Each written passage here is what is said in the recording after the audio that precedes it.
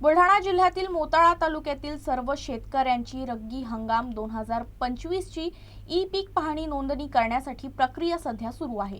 पीक विमा, पीक कर्ज आणि शासनाच्या विविध कल्याणकारी योजनांचा लाभ घेण्यासाठी 7/12 उतार्यावर पिकाची अचूक नोंद असणे अनिवार्य आहे। त्या अनुषंगाने तहसीलदार सरिता पाटील यांनी तालुक्यातील सर्व शेतकऱ्यांना 24 जानेवारी पूर्वी आपली पीक पाहणी पूर्ण करण्याचे आवाहन केले आहे। रब्बी हंगाम 2025 ची ई पीक पाहणी नोंदणी करण्याची प्रक्रिया सध्या सुरू आहे आणि पीक विमा, पीक कर्ज आणि शासनाच्या विविध कल्याणकारी योजनांचा लाभ घ्यायचा असेल तर 7/12 उतार्यावर पिकाची अचूक नोंद असणं अत्यावश्यक आहे। त्यामुळे शेतकऱ्यांनी 24 जानेवारी 2026 ही अंतिम दिनांक शासनाने निश्चित केलेली आहे आपला पीक पेरा अपडेट करण्यासाठी।